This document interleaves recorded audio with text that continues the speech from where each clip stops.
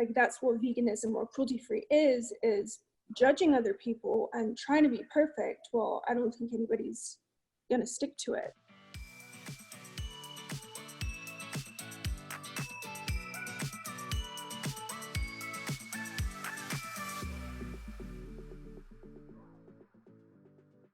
Hi guys, welcome back to The Vegan View. So today we have the lovely cruelty-free vegan makeup lifestyle, slips in some mental health, and famous for her, it's me, the bad vegan.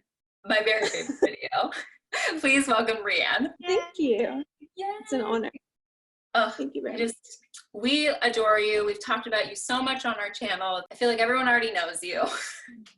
But we just love everything you're doing, and like we love your attitude towards veganism and everything you talk about in the mental health space, as well as giving us some fire beauty looks. Thank you. I feel the same about you guys. Oh, yeah, we're excited to have you now that we can do this Zoom style get together. I know. Will we ever get to do it in person? I don't know. I don't know. I hope so. That's something to look forward to one day. We'll all be together. We'll keep that. Yeah. We'll get through it. I'm kind of curious, I'm sure you've posted it somewhere, but I'm kind of curious your vegan story, like how you got into veganism and then how you transitioned that into like vegan makeup and beauty. Were you always interested in that and then kind of like made that transition, or was it something that kind of like sparked that? I guess my vegan story, I grew up in the UK and I was raised, for as long as I can remember, I've been vegetarian. And then a little bit later, I think my parents were just very aware of like what was happening environmentally and ethically. And so then we eventually went vegan. But I was still really young, so I think it was very easy for me. And then when I moved to the US, when I was about 19, I moved to the Midwest, which is like the land of dairy. Yeah. And I did start to eat cheese and eggs again for a couple of years, and I felt terrible, like mentally and physically. So then I just phased out again, and I've been sticking to that ever since. But the beauty part of things really only started maybe 5 or 6 years ago, where I think I just questioned, like, if I'm going to this much effort to eat well and like do other good things, why am I not applying it to beauty and lifestyle and everything else? So then I just eventually started to look into that, and it's confusing. It's like very complicated, and I feel like there's things out there to make you think things are cruelty-free and they're not. And so that's when I started to share that online, because I was like, if I've been confused by this, probably other people are too. Yeah. And yeah, that's how I got here, I guess. How did you get into doing makeup and everything? Was it something you've always done? Do you have training in it, or is it just like a hobby you picked up? I definitely don't have any training. I just taught myself. I've been wearing makeup for a long time. I would get in trouble in school for wearing too much makeup, and I think that's what made me love it so much. So I've just really enjoyed it.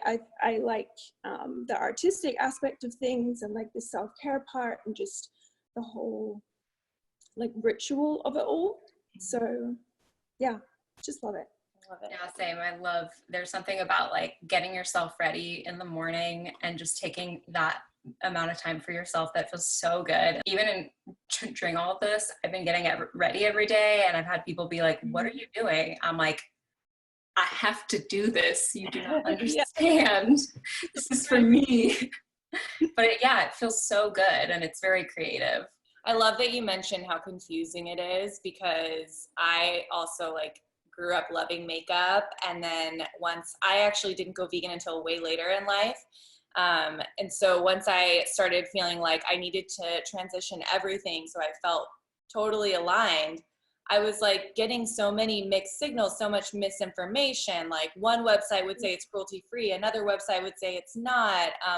Brands love to put vegan on products that are not cruelty free at all, and that's confusing for people as well. So it is such a weird space. I feel like it's important to talk about it and make noise. It's very confusing. And I think on top of just not knowing, is this cruelty-free? What does cruelty-free mean? Then when you start to look online, if you don't get it right the first time, then you're in trouble. And it's a lot. I feel like it's a big undertaking. So if any of us can make that easier, I feel like we may as well share. I think one thing that people who are confused can do, and this was something I started doing when I was trying to like figure this all out, is just to email companies and find out. If you know a company is cruelty-free, that makes things very easy.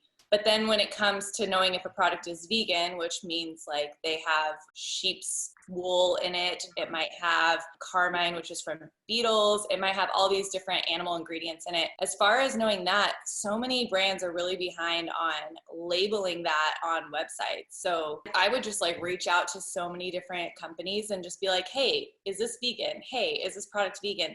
And I think like collectively as a community, if we do that and we make it a lot of noise, they're like, I can't answer another freaking email about, is this vegan? And then they'll start to like label it. I feel like that's like a good starting point. Definitely.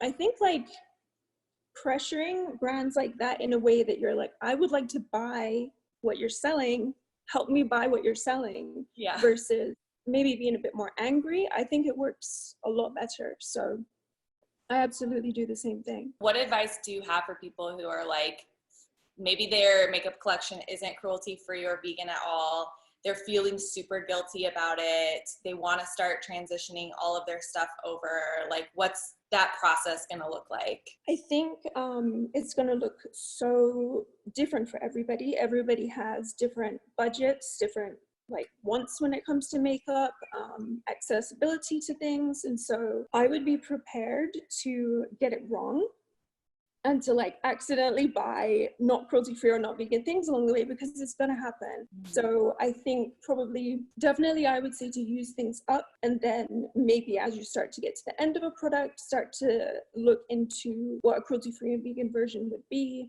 things that might compare to that, and then just start trying things out. But I would always advise against just like ditching your whole makeup collection to buy completely new. I just think it's such a waste. So I think be prepared to fail and just pick up new things along the way as you use them up. Yeah, definitely. I think especially in the vegan movement, in the vegan community, like the fear of failure, the fear of being imperfect is so strong. And like all of us here are very anti-perfection.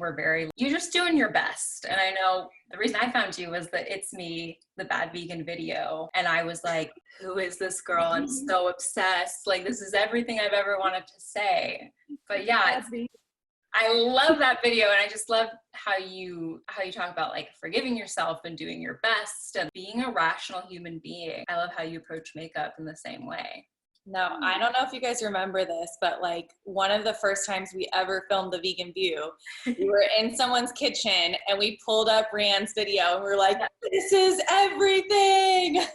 It really was like a huge inspiration for us and for this channel, just because there wasn't a lot of stuff out there that was like, it's okay to mess up. And that unobtainable perfectionism is just so toxic and so intimidating when you're trying to live a better life and like be a better person. Absolutely. Yeah, and that's why I made that video, because obviously growing up aware of those things and being vegan, I have been around real life vegans so much, and your average day-to-day vegan is very understanding and very forgiving and will make mistakes and be open about it and aren't going to like pressure you or judge you if you get it wrong. So then when I started to put that on the internet and would be met with all of this like, well, okay, but have you done this? Or why aren't you doing this? I was just like, I'm trying to like be better. Why are the standards going up so high when I'm just trying to like be a little bit of a better version of myself?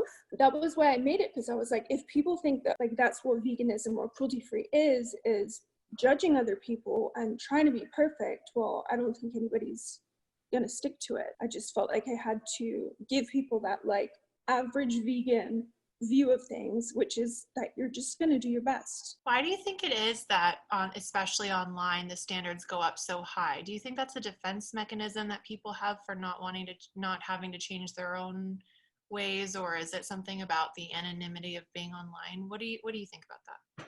Oh my gosh, I think it's just all of the bad things about the internet. The judging people thing is not just obviously veganism, it's whatever you talk about on the internet. And I do think that it's people not doing any of those things themselves and thinking, well, who do they think they are, being so perfect? I know that they do this, and then they want to throw that out there. And you're like, I never said that I wasn't doing that. I'm just trying to do this other one thing. So I just think it's the dark side of the internet. Yeah. And obviously more areas than veganism, but it seems especially rife amongst the vegan community. So yeah. I was listening to this Instagrammer. She's a psychologist and she does a lot of little insights into cognitive behavioral therapy. And she talks about judgment and examining your own and like why we judge people. And a lot of judgment is actually like an emotional response to feeling inadequate, and you start picking apart other people because you haven't like loved and accepted those parts in yourself. And it's very true. Like in the vegan movement, I find it so rampant because it is actually impossible to be an perfect vegan. You can't go through your life without killing anything at all. Like you're gonna kill bugs, you're gonna mess up, you're gonna accidentally eat something with cheese. Like it's gonna happen. And so I feel like people focus so much on the dogma of being perfect and being above it all. And then they start picking at other people because they know they can't do that, you know? And then they see someone like you or like all of us who are like, yeah, we doing our best. And it's scary. It's a frightening thing to see when you're only accepting perfection. I love that. I also think that going vegan has really helped me understand that there's always going to be a gray area in life. And I think online there's such a propensity to pick a side and everything has to be black or white.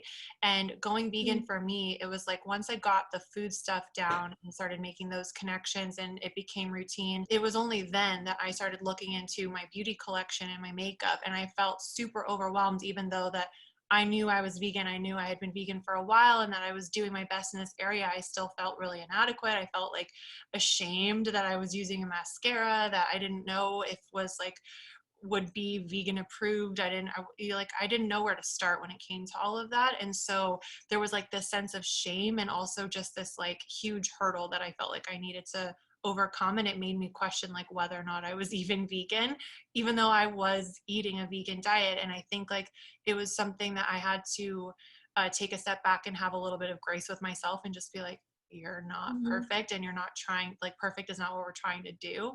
And it was a really good lesson for me. And so I kind of wish that I'm just grateful that people like you are on the internet and spreading that message because it's so helpful. Yeah. I mean, I think the other part of it is people, like you said, you're asking yourself, am I vegan? I feel like the term is, there's like gatekeepers of the word vegan and like, well, you're not vegan, you're just plant-based. And it's like, you can call it whatever you want, but I'm going to say I'm vegan because that's an easy way to convey to you what I'm about or what I don't eat or what I do eat. And I mean, I don't care if you call me vegan or plant-based, either way. I think people are afraid that it's going to like tarnish the name of the movement and make it seem like it's not what it is. Like we all see it as a social justice movement, but when people are saying, I'm vegan now, and they're just like not eating red meat anymore, it makes it seem like it's not the big, huge movement that we are all fighting for. But at the same time, it's like you can't control that. Yeah, you can't control that. And they're saying the word vegan. Maybe someone's never heard that word before and they're going to go look it up and see what it's all about. Right. Yeah, you can't like control other people. You're going to be so unhappy. Yeah. Absolutely. Well, speaking of being unhappy and self-care, you want to talk a little bit about being very sad. You want to talk a little bit about, I love how you incorporate mental health into your channel because that is actually something that's not a lot of people talk about in the vegan community, and mental health is for everyone. Everyone has mental health. Yeah. And yeah, I would love to hear like how you started talking about it and what you're kind of trying to bring to people with that. Yeah, so my mental health journey, I guess, basically for as long as I can remember, I've had anxiety and depression. And then probably as a very young teen, I actually was like diagnosed with social anxiety, generalized anxiety, depression, all of those things. And then kind of struggled with that for years and years. And then finally, a couple of years ago, I was diagnosed with ADHD, which turned out to be the core of all those things. It kind of started even before that diagnosis, but I realized how much better I felt being open about it and kind of disarming it and like, you know, breaking down a little bit of the stigma just by talking to people about it, because you only have to speak to one person about your own mental health to realize like, oh, they're going through it too, or they have a family member going through the same thing. And I think I kind of mentioned it a little bit online, and then finally people were like, would you make content around it? Would you talk about it more? Because not everybody has reached that point in their journey where they feel comfortable asking for help or reaching out or just acknowledging their own struggles. So that's why I just started to share more and more, because I kind of had this nice like community feel, like it was therapeutic for me, and then it was just like so nice to know that there's other people that that's their normal as well. So yeah, it was just kind of worked out well all around, I guess. Yeah, when you know you're not going through things alone, it does just make everything seem much more manageable. Content you make is so relatable to me. It's like shocking that I'm not the only one feeling the same way or going through the same thing. And it has helped so tremendously. And I love that someone in the vegan community is doing that and doing it responsibly. Because I think a lot of people give, I don't know, some like cure-alls, or they're like, drink this drink, it'll make you happy, where you're like very honest with your feelings and you don't try to project this like perfect mental health space and just welcome people in. Yeah, I mean, coconut oil will fix it, right? Yeah. But have you tried coconut oil? Yeah. I feel like mental health is so stigmatized and has been for so many years that a lot of people, I feel so lucky to live in LA where people talk about their therapist and going to therapy like it's going to the like the regular doctor. It's like going to the gym. For us, it's very normal to talk about, but I think about, I grew up in Arkansas, so I think about how mental health is seen there, and it's very much like, at least the way my family interprets it, is like something's wrong with you. You're crazy. You're not well if you feel the need to go to a therapist or you feel the need to seek treatment for something, which is just so crazy to me. So I think it's so great that by talking about it online, you are giving kind of this like safe space for people who may not be getting that from their friends and family in their own life. Yeah. And on the coconut oil topic, I wanted to ask you, because I feel like there's a lot of stuff out there that's like, self-care. And I'm like, that's not self-care. Right. So I'd love to hear what an actual like self-care routine for you is like, and the difference between like self-care and just like painting your toenails. Right. I mean, I love those things too, but they're not going to like fix my mental health issues, you know, like maybe they'll make me feel better for a minute. But I think some of my favorite self-care things would be, say I'm anxious, I'll try and take myself out of the situation however I'm able to, whether it's a walk or, I mean, right now there's not a whole lot I can do, but even just a change of scenery I find is very helpful for me.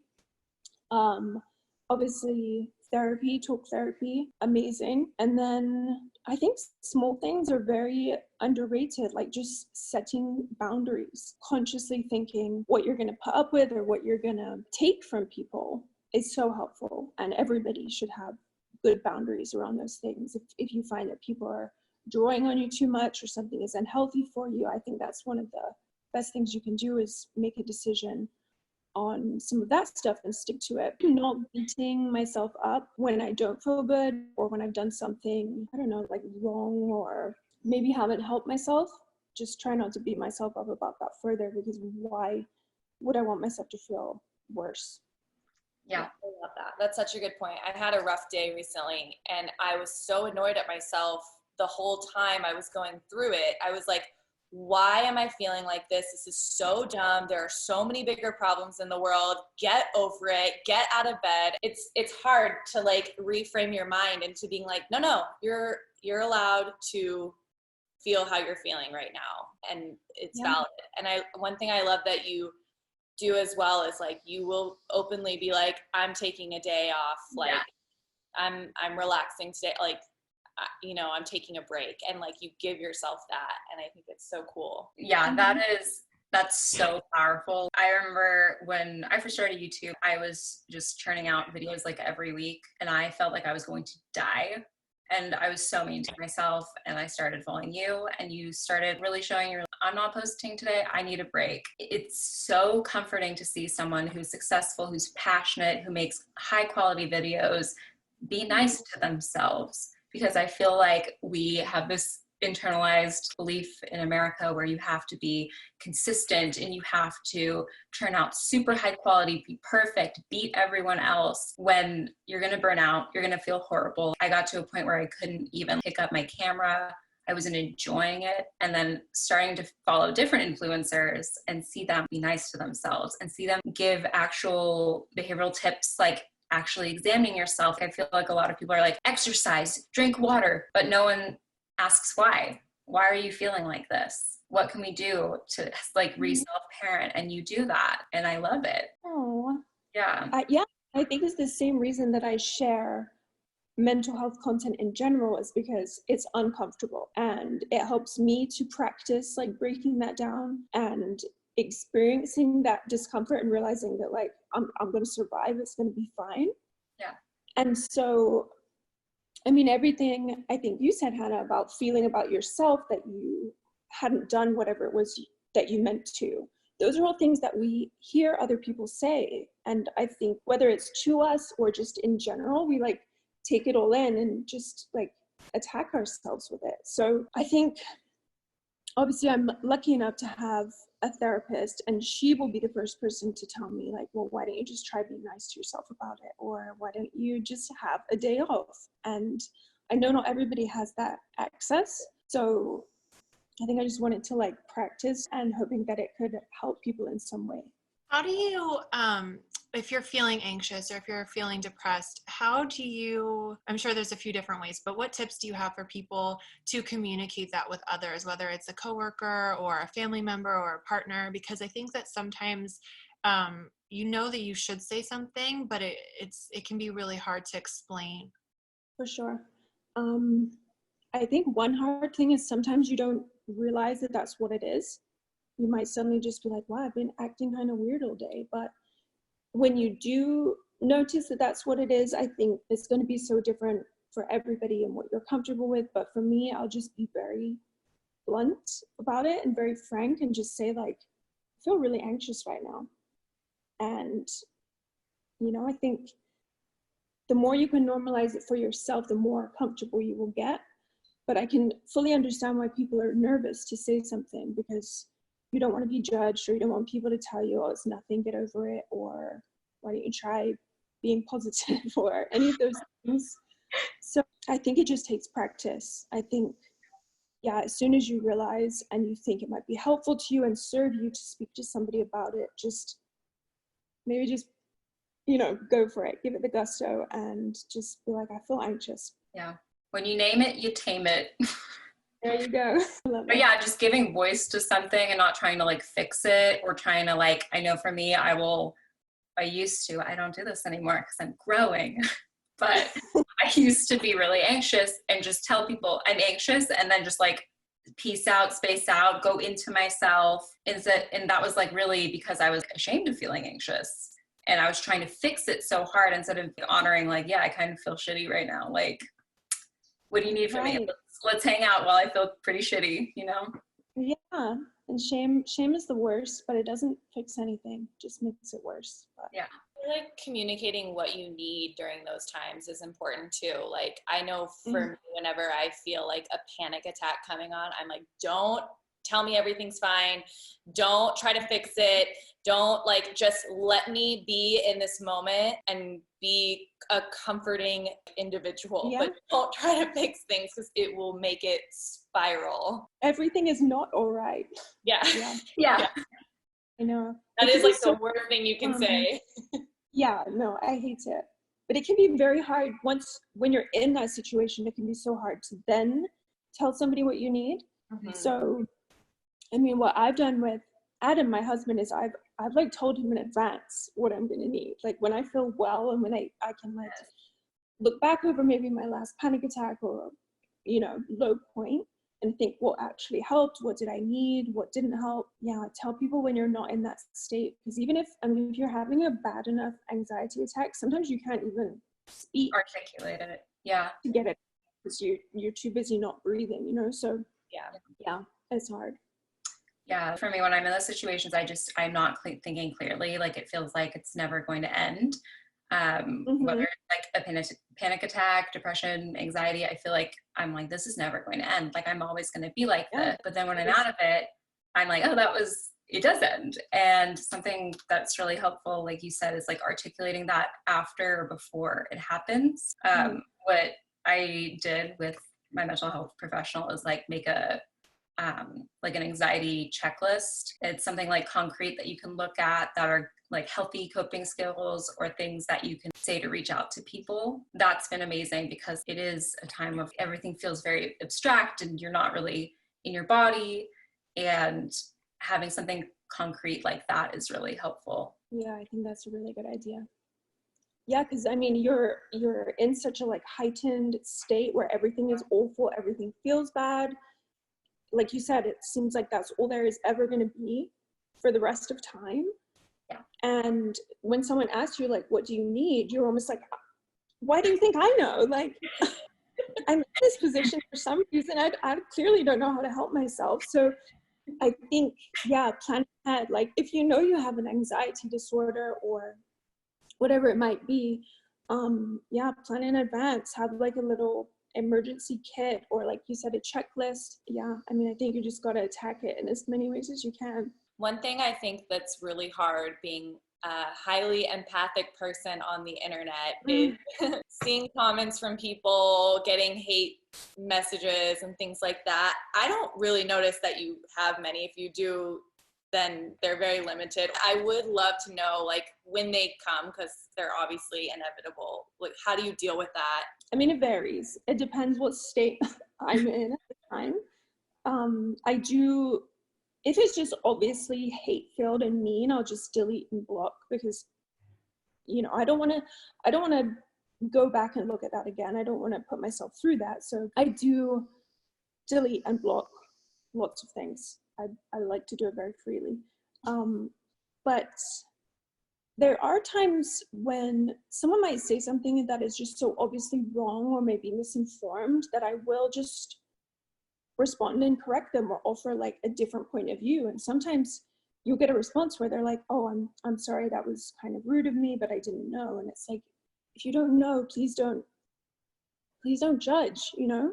It seems so easy for me to, even if I see a video of somebody where I don't agree with what they're doing, I just don't watch the video anymore. Yeah. So it is very hard to understand it. And I think, like you said, being empathetic, you naturally try to understand why that's happening. Even though you're the one being attacked by it, I don't think you can. But I think when I do find myself maybe like really overthinking it or bringing it back up to myself throughout the day, something mean someone has said, I just think I would much rather be doing what I'm doing than what they're doing when they're writing that or when they're feeling those things or being so hateful. So it's a really weird, dark side of the internet. And it's such a small portion of people, but it burns, you know, like it's hard. Always. You could get 90 comments that are so sweet, and then that one rude comment, it like drowns it all out. It's awful. Yeah, they're so loud. I love delete and block too. I think that's great. Sometimes I get afraid to do that, and then I have to think, no, I don't, like, why would I tolerate somebody talking to me like that?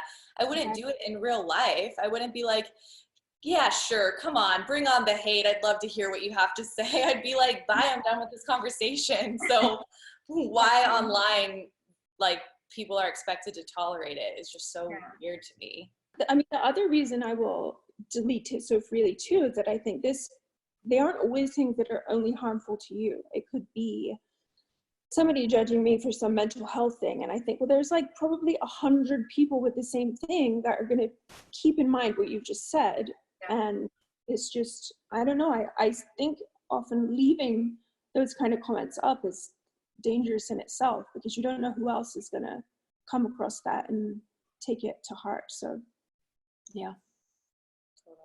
All right. Well, thank you, Rhian, so much for joining us for today's episode. This was amazing. I feel like I learned so much. Thank you for having me. So you guys make sure you follow her.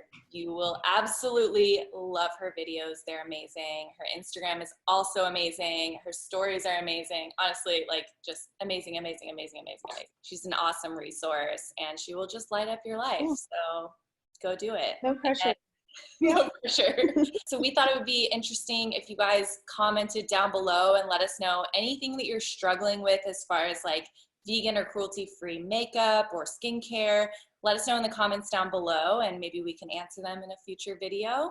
And make sure you subscribe to this channel before you leave. Give this video a thumbs up if you liked it. Join our Facebook group. Follow our individual channels, and we will see you guys next week for another episode of The Vegan View. Bye.